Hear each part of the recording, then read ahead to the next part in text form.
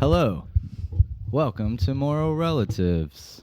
Welcome back, everyone. Hope you're enjoying our messages and our little interaction, and hopefully you're also sending it out to your friends so we can get a little more connected to the world out there, because we're enjoying doing this, and we think we have something to share and we want to share it, so we need you guys to help share it. Thank you. Cool. Yep. So, we're going to continue down the genesis of our journey and talk about Cain and Abel. All right, I have an opening question. Yes. Why did you pick Cain and Abel? I asked you this week, what do you want to talk about? And, you gave me a couple of things, but one of them was Cain and Abel. I just found that to be like puzzling or interesting, or what was your thinking process that you wanted to choose Cain and Abel? Well, it was a very logical choice in that it was the next story in the Bible. It was the next story, but I just wanted to know if there was some like little hidden agenda there going on. Well, there's definitely a hidden message to the story that we'll find out about. Okay. I want to hear what that is. But I think, did you want to... No, why don't you start off this time? I'm always starting off. It's time for you to start off. Yeah. What do you want to start with? Well, I mean, we could just start with the story. The story? Want me to just tell it from my head? Yeah, you can give a brief rundown. All right. So Adam and Eve had two sons. They had another son later. Maybe we'll talk about him at the end. But these two sons, Cain and Abel, were born to Adam and Eve to perpetuate the world. And both of them were to offer a offering to God. And as tradition in those times, people were to offer the best of what they produced. And Cain and Abel did that. Cain produced some fruits of the earth, and Abel produced a fatted calf of some sort, and they gave that to God. And God kind of was pleased with Abel's and seemed not so pleased with Cain's for some reason. We got to figure that out. And Cain got jealous and killed his brother Abel. So that's kind of the gist of the story. And then the story continues as what happens to Cain, and where does that go from for Cain? And then it kind of ends with Eve having another son, Seth, who becomes the kind of the lineage to the Jewish people in a sense. All right, so that's basically the story. Mm-hmm. Did I miss anything? Nope, that's it. You nailed it. So yeah, I guess where I would start probably is Cain. What does Cain mean? Like, what's that? Cain. Cain. Yep. Cain comes from the Hebrew word Cain, Qayin. Based on my research, I don't know, but Cain means to acquire, possession, to get, and it also kind of means to create. And I think it's about a little bit of a hint at the hoarding on to the best and not giving your best. So Cain actually really didn't give his best. That's your assumption? Well, I think that's part of, that's a piece of the puzzle for sure. And then like Cain also can, like, we can evolve it into can, like I can make something, like I can toil the earth and produce crops. Mm-hmm. Whereas then you have Abel, which is from hevel, which means to breathe, vapor, but it also refers to this kind of like fleeting moment kind of thing. And Abel means more kind of, in my understanding, to like let. He raised the flock and let them grow fat. And there's something to that, like toiling versus letting kind of nature, I think, has something to do with the story. Do you think that Cain had it harder than Abel? Because Cain had to work the land, but Abel had to just watch his flock put them in the right place, and they ate the right stuff, and they got fatter, and it was a little easier task, do you think? I think Abel made it an easier task, and Cain chose to make it a harder task than it was. And then I think in making it a harder task, feeling that toil, that makes you kind of, I don't know, a little chip on your shoulder that makes you want to, rebel or feel like, oh, why am I doing all the grunt work? And then you have that envy and hoarding onto, your goods. That's pretty interesting thought. Of course, the toiling goes back to the punishment. You're gonna have to work the land, and maybe Cain was a little upset about that. That he picked that part that pulled up the sin, and Abel not so much, by raising flock. You have dominion over all the animals. So Abel had dominion over all the animals, but Cain had to go and work.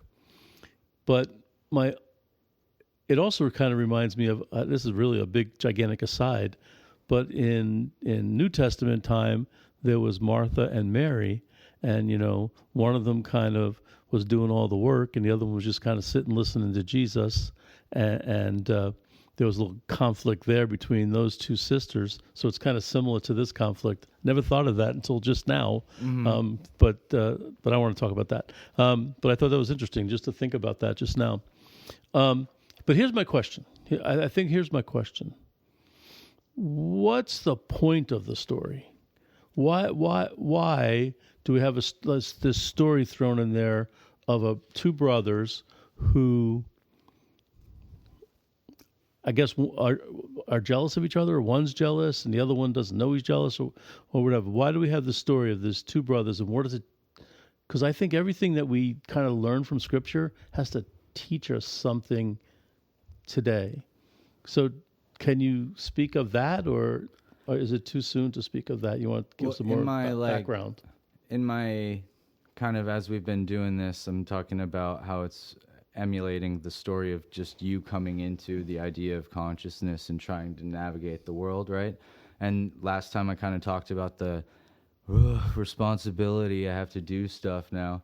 And then you finally do the toiling of the responsibility, but then you don't feel like you're getting your fair shake because of it. It's this entitled, maybe, kind of mentality that starts to creep into, and then you get from that envy, greed, or sloth. Like a number of the 7 deadly sins start to emerge now, because it's not just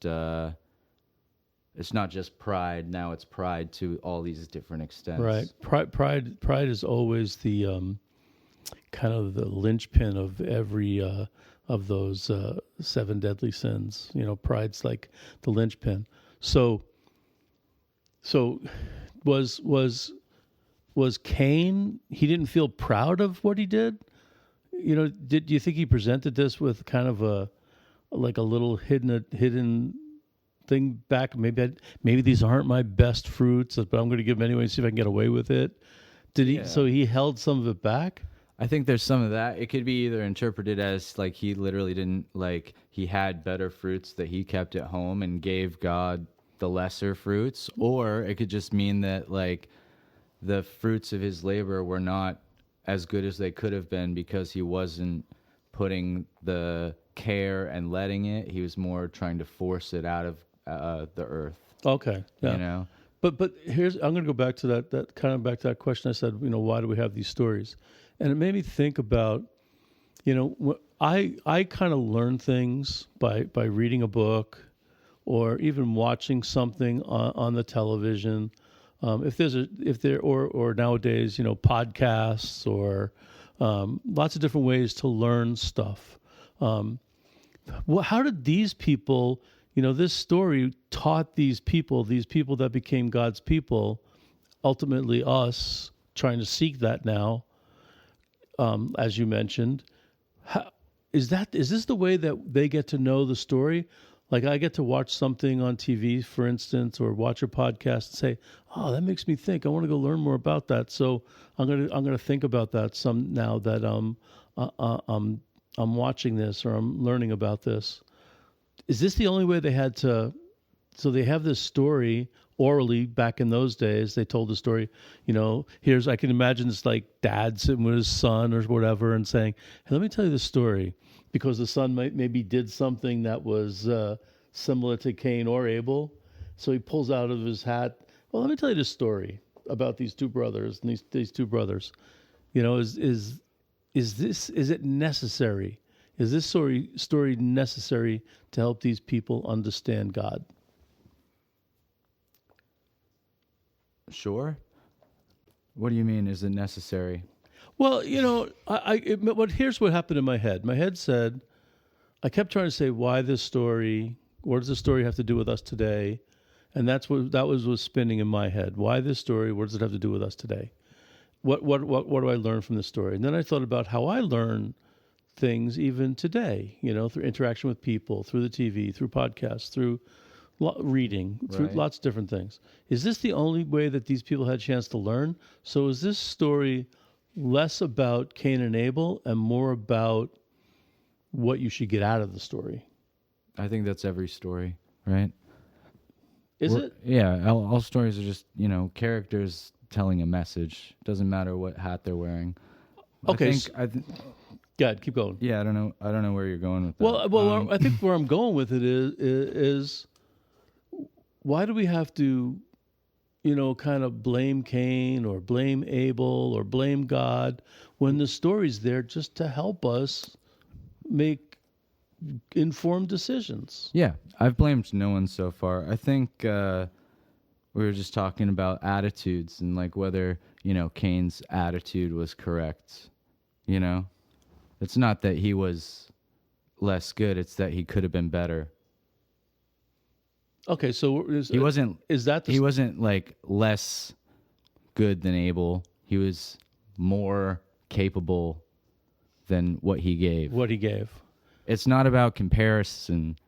It's because we're all going to be different and we all have different gifts and we're all going to see the world differently because of our experiences. It's about deciding that I can still do my best. I'm not going to judge myself on whether anybody is loving or hating me for it or whether somebody's doing better than me. I'm going to do my best. But is that not the message? But do we as human beings actually do that? Or are we always kind of...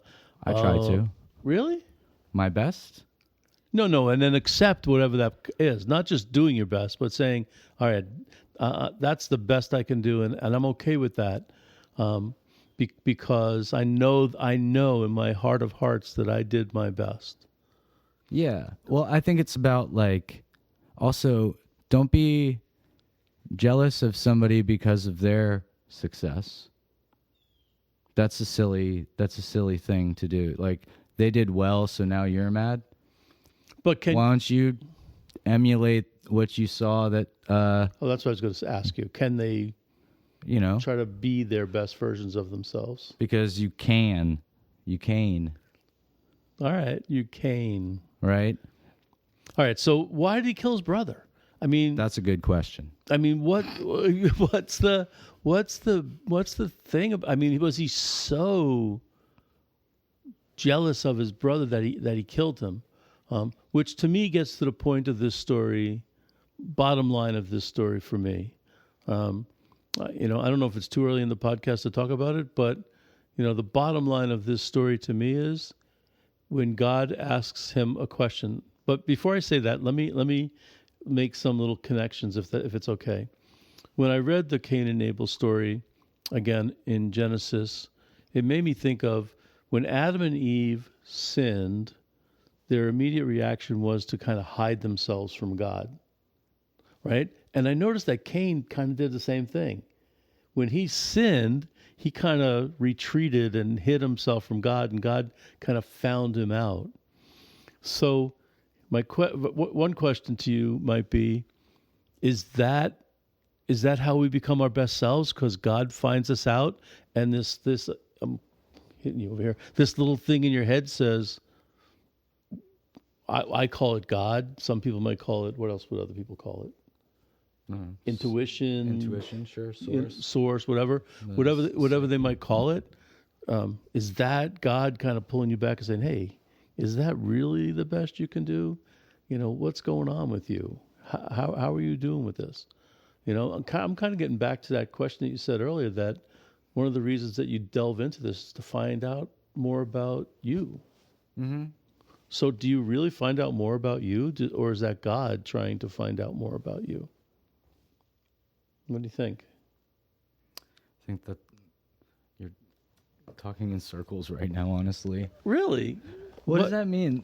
What Is does what God mean? trying to find me? God knows me already. I'm trying to find God, right? Right, but we you- have free will, and we have an opportunity to do what we want, and you know what I'm saying? So are these like these tests that we're put through? Like, I'll go back to your example where you kind of said someone does something and you see how successful they are, and you're not jealous about that, but yet you see how successful they are. And that kind of says something in itself. Like, if it really didn't bother you, why would you even think like that? And then you say, well, maybe I can strive to that as well. Are those God moments going into you saying, kind of like Adam was found out by God and Cain was found out by God, and then he asked them a question, right? He asked them a question, which I'm going to get to in a second. That's the point I really want to get to. But is that what happens to us today? Or do we not let God, or we get in God's way and we block God off because we're afraid to hear what he has to say? Well, yeah, because God's like the authority figure that isn't giving us what we think we deserve. And so, we're giving him the cold shoulder. We're giving him the,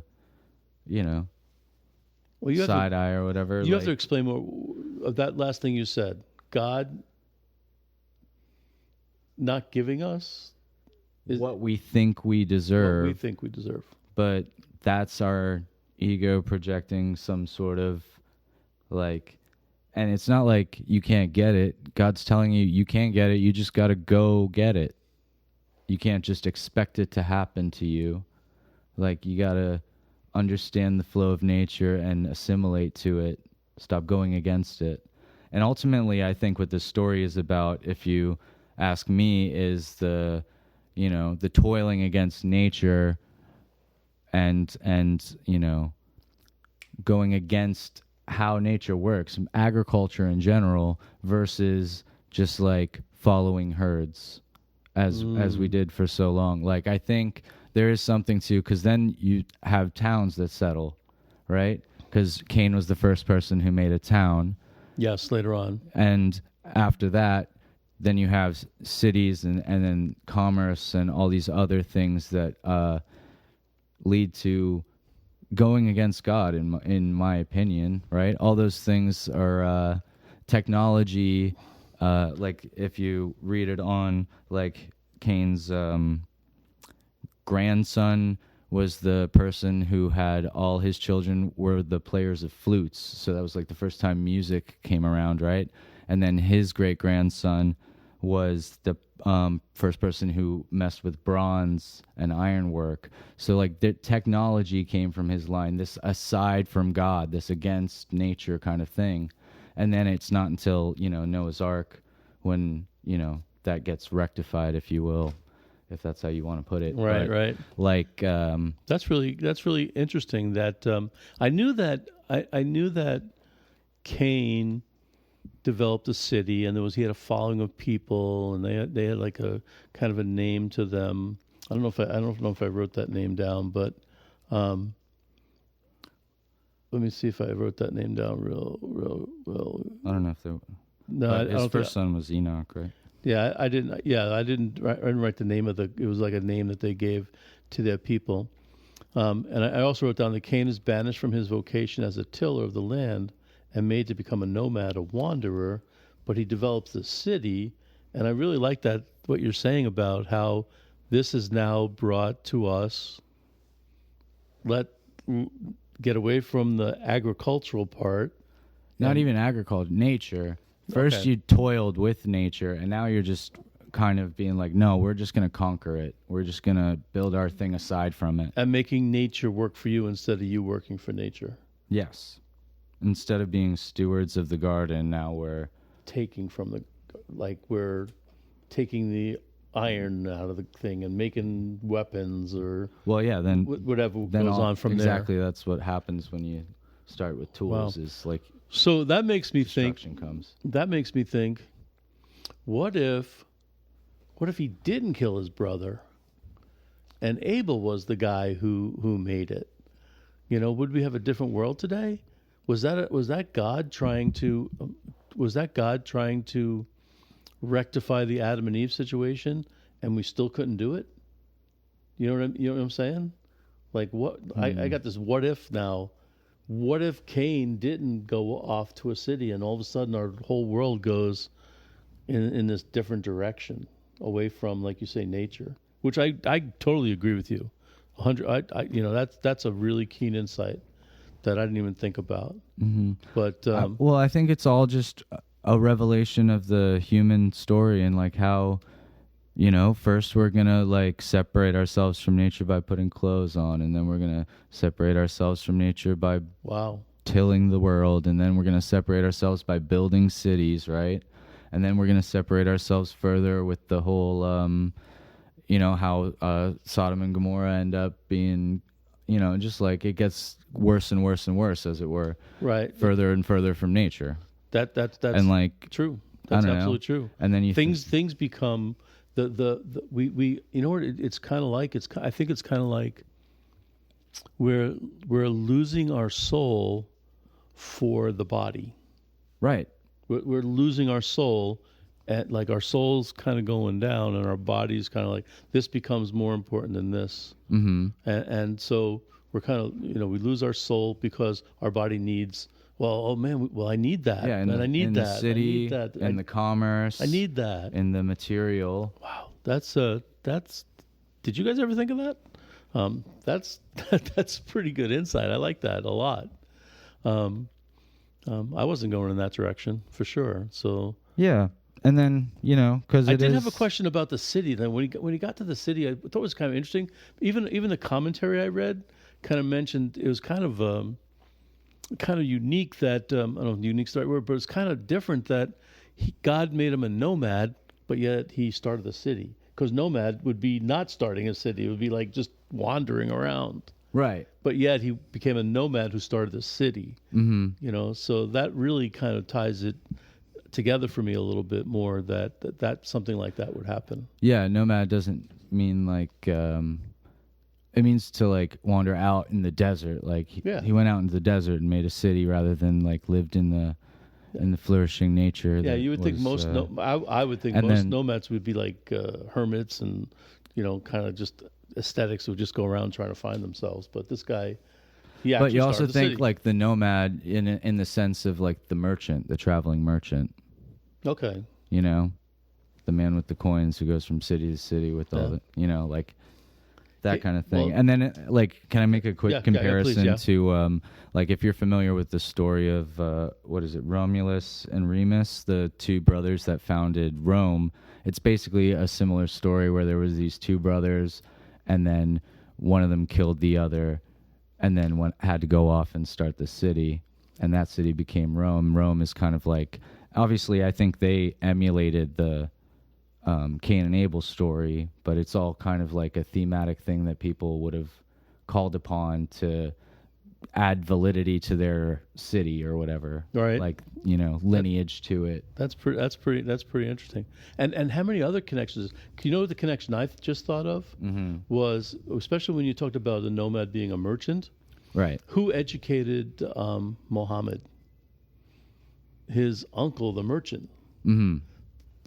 But Muhammad kind of pulled away from that. He didn't want that merchant stuff, so he went into a cave and listened to the angel Gabriel. Mm-hmm. Do you know what I mean? So yeah, and I think Jesus in the same way like told the merchants to get out of the temple. That's not this is the thing that's messing us up. It's the mark of Cain, if you will, the $, in a sense. And then people get into the whole I like that. The whole cryptocurrency AI, like when we only have digital banking and all that stuff and surveillance state. That's all kind of mark of the beast, Cain. Like it's all similarly related. I don't think it's like and it comes from the technology that's sprung from separating ourselves from God. So now I can say, now I understand why you picked Cain and Abel.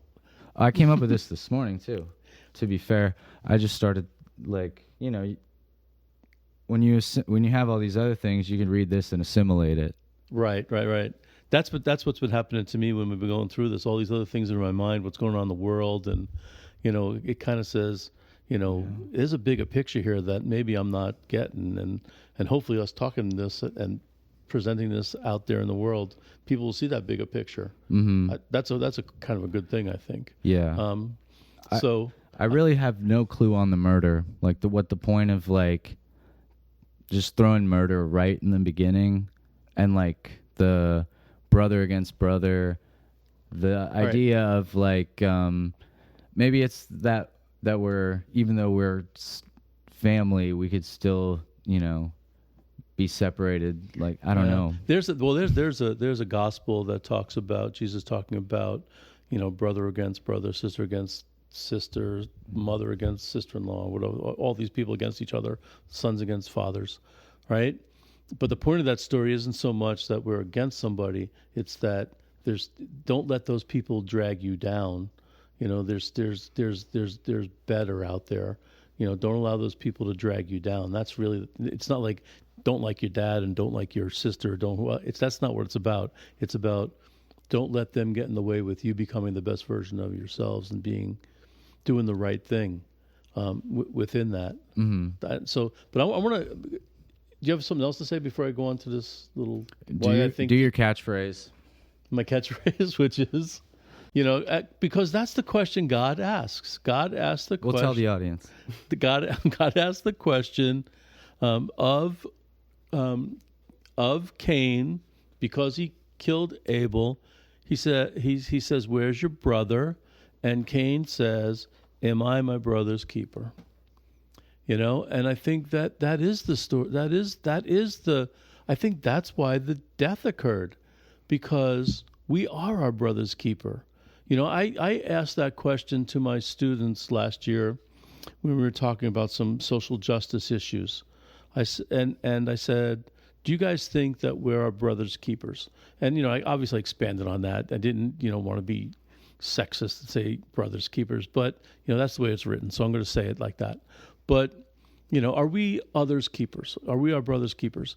And so many of those students like, no, I'm not. No, that's not my responsibility. Right. And I was like, I was kind of taken aback by that so many, these are like seniors in high school that would say, "I'm not my brother's keeper. I got to worry about me." And, you know, that person over there, they got to figure it out for themselves. But maybe that's the point of the death. God had to show us, the world, through Cain and unfortunately through Abel's death, that we need to take care of each other. Otherwise, we're going to destroy creation. Okay. Right? Otherwise, we're going to destroy creation. And destroying creation, you know, it will destroy the world. It's a simple. I'm going to go back to. I'm going to make this connection that I kind of just thought of to you. You said, you know, we were caring for the earth, and now we're kind of taking advantage of the earth, right? We're tilling and grabbing stuff out of it, right? That's killing creation, right? You know, you tell people these days, do you know that farmers like don't grow in the same place all the time because they have to let the land lay fallow? And they're like, "What are you talking about?" I said, "Well, no, they have to move their crops so that the land can regenerate itself, right? That's taking care of nature." And now I want to get to human beings. We have to take care of human beings too, and I think that's the point of the story for me. That, am I my brother's keeper? My unequivocal answer is yes, every single time. You know. Well, you wrote that down. Why you said that was going to be? Is it my catchphrase because of my lens that I come through, that Christianity lens? I think that's the one sentence that they always pick out of this story and repeat. I think the other parts, as I've explained, have a lot more significance. I think ultimately, are you your brother's keeper? Yes, but not you're not in charge of him, but you are responsible for him. You are, in the same way that you should steward the earth, he too, your brother, is part of the earth, and therefore you should steward relationships like that. All right. I'm shaking my head no, because there's something. Isn't that what you just said? But you just said. I just agreed with you. No, but you said I can't like tell him what to do, and I think you can tell him what to do. No, you can't. I mean, you could advise them. No, if someone's doing something wrong, point it out to them. Yes. Tell them what to do. Make it right. Do the right thing. I think that's where the world gets messed up. Is like who all of a sudden decided that, because of political correctness, we can't call somebody out on something that is just not true. Well, yeah, I completely agree with you, but you're not in charge of them to the point that you could murder them. No, I can't make You're them not do it. in charge of them to the point where you have to make them do what you want, but don't rather you think, than do what they're doing. But don't you think that we've you have to love them just like you would love nature, and you're not going to tell the tree to grow. You're going to let it grow. Yeah, but you're also not going to. That makes me think of a story. When I saw these, I'm sitting in my classroom and looking down at these kids, and they're like just hanging on the tree for the sole purpose of trying to break the branch off the tree. Not because they were having fun and not because they were swinging on a tree. They were just being destructive. To which I called down to them to stop doing that, because, that tree doesn't deserve that. All right. So, yeah, we have to confront them and say, no, you can't do that. And I think we've gotten so politically correct that we're afraid to tell people. I was watching some news this morning, and this person's interviewing this other person, and they're saying things that are just not true. And the interview doesn't call them out on it. They're like, being so kind of milquetoast. No, you're wrong. Call them out on it. Why can't we call people out on it if something's wrong? Why do we have to kind of tiptoe around it? Because of the material commerce. That's exactly why. Well, I know that's why. Because of the going against God. All I can think of is the city building. That interview was doing that because they want to have that person come back again or something, because that's ratings and all that crap. But why can't we, the common man, really call out, our brothers and sisters? Can I give you another example? I was at an elevator with your mother, and we're at this elevator, and there's a drunk guy at the elevator as well. And the drunk guy says to your mother, "Oh, you're pretty," which, okay, that's fine. He says you're pretty to her. That's fine.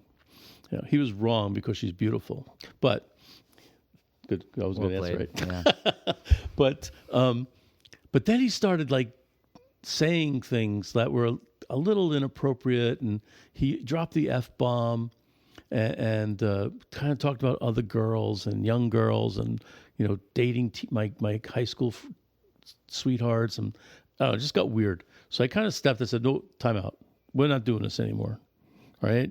This conversation has gone the wrong direction. You can stop. Right? Whereas some people would just kind of walk away and not tell the guy he's wrong. I said, no, we're not doing this. You're wrong. All right? We're not going to talk like that. Right? I took a chance doing that. Right? But we don't do that anymore. We're so afraid to tell people that something is wrong. I don't know I'm trying to figure out from this story, what does God want us to know from this story? I really appreciate you're talking about the city and looking at that and saying, is that a good thing or a bad thing? And I'm going to side with bad thing on that, but go ahead. Because we're talking about for the Lord, right? Sacrifices for the Lord. That's a weird word for me, guys, if I'm honest, because Lord comes from the word bread keeper or warden or master, basically the person who was in charge of the stockpile that everybody worked for. And I think that also has some sort of to do with this. I don't know, who is this Lord they are sacrificing to? I thought there was mom, dad, Cain, Abel.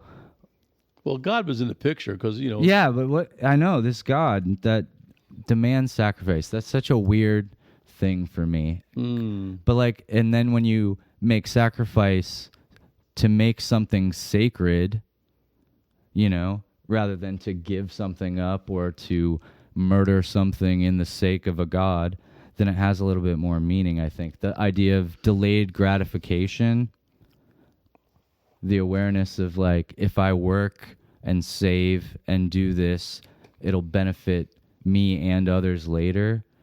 I think that's a lesson we could kind of pull out of this too, maybe. Like, because I was just, why God needs sacrifice when He has whole world? I'm gonna try to explain that to you as best I can. Right? First of all, I don't think God needs anything because God is God. That's what I mean. But I think we worry about sacrifice because it's we're the one with the problem, not God. We can't sacrifice because we're going back to that word that you used earlier. We're too proud. You know, I'm too proud to sacrifice. So I become a sinner because I'm thinking about just me. And so people who worry about sacrificing to God are the ones that are really being so internal. It's not about God, it's about them. They're the ones that can't figure it out. You know, I heard this really good homily a couple of weeks ago, and the guy said, I finally figured out what the deacon said. The deacon said, I finally figured out what original sin was. It's like toddlers. I mean, think about a toddler. A toddler is like, me, now, get food, drink, change my diaper. You know, they're so... They can't sacrifice. Basic needs centered. Yeah, but think about it more holistically. You know what I mean? So it's us that have the problem with sacrifice, not God. So what's your problem with sacrifice? Why do you worry about that so much? Are you afraid that you can't sacrifice? Well, I think that's what I mean. It's the idea of like, if you can make it into the lens of I'm not giving myself up, I'm giving myself to. I'm like making whatever I do or make sacred or holy or like with care rather than toiling through it with an attitude or with a, you know, intent to like make myself have the glory, you know, as long as I'm like, but the idea to like burn a sacrifice is so awkward. Is it not like the weirdest part of all religion is that we take something great and then just like destroy it No, we destroy it to show that we are not attached to that. Right. And so therefore we can get beyond that. But I think it would make more sense if it was to give to the Lord in the sense of give to this like communal stockpile, give it back to like the charity, if you will. Well, we have to do that too. And then like in that sense, that's what we work for. But like, no, we have to do that too. Just to burn it would be crazy. And also, I don't know if I like this God. Like, you know what I mean? Well, that's kind of where I land on those sorts of things. Right. Keep in mind that God doesn't need the sacrifice. God is God. He's cool. He's got it. All right. We're the ones that need to offer that to God because we become attached to it. We become possessive. And when we can let go, it kind of reminds me of reaching nirvana, right? You know, all these other world religions are kind of playing in my head when I'm thinking about this because they all want to get to that place, you know, that place that frees us from attachment, frees us from anything. And when we sacrifice, I think what we're saying is, I am not attached to this. So I can offer this. And I don't think, I hear your words about offering it to God, the Lord, so on and so forth. But are we really offering it to God, the Lord, or are we saying, look, I can do this because I'm not attached to it? Yeah, but like, do you feel like that's the message presented like most of the time? No. Or did we have to really dig deep to get there? Well, it's absolutely no. That is not the message that tends to get out there. I'm saying. But like, that's the point. We're trying to raise some consciousness here. Yeah. right? But like I say, it's more about like Cain's attitude, like being cynical in your work versus positive in your work, is that same kind of like living in heaven versus hell perspective that I was talking about too. Like you can, and then hell just creates chaos. Like you have rage and that would lead you to murder someone. Like Exactly. Right. One of the weird story. Yeah, it is a little unique, but having the perspective of the whole story helps, because it makes me think of when the apostles asked Jesus, how should we pray? He taught them the Our Father. And there's a line in the Our Father that I think people miss, just like I think they miss this concept that I'm sacrificing for me, not for God. Mm-hmm. And the line is, on earth as in heaven. In other words, we're supposed, if heaven's this nirvana, name anything else from another religion that is this ultimate place, right? This being, this how you are. Mm-hmm. Why can't we do that here on earth? We're supposed to be as in heaven, on earth as in heaven. We're supposed to be like that here. We're not supposed to be fighting against each other. We're not supposed to be destroying the land. We're not supposed to be being angry and revengeful. We're not supposed to be like Cain, right? So maybe the Cain and Abel story tell us, don't do this, because what happens is you could go down that rabbit hole of what you said before, which I'm kind of really still thinking about in my head, of starting a city, which means there's a whole bunch of tentacles that leads to. You have to have a government and a system of like trade and all these other things, money protection, and then all of a borders, sudden etc. borders, yeah. So that tentacle going down there, that made me think like, wow, that's freaking deep. Yeah, and then also like, I don't know if this has anything to do with anything, but it's kind of from the same region and the same time. But Adam and Eve had a third son, Seth, right? And Seth means to be placed or set or appointed to, like to be put somewhere, right? Set down, if you will. We literally got it from that. But Set in the Egyptian religion was this god of chaos and war and disorder, and was associated with foreign lands, which I thought was weird because that sounds a lot more like Cain. I wonder if things like the roles got switched in the moving of the story or something. But he was the sibling of Osiris, who was murdered by Set and was split into 13 pieces, and then Isis had to put Osiris back together, but could only find 12, so she had to manufacture the guess which piece. And then he was resurrected. You can guess. No, I'm going to stay with that. Okay.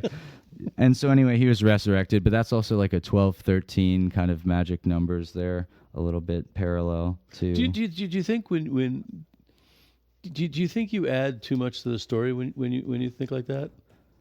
Like, what coulda, woulda, shoulda? All God's creation? But do you add to that?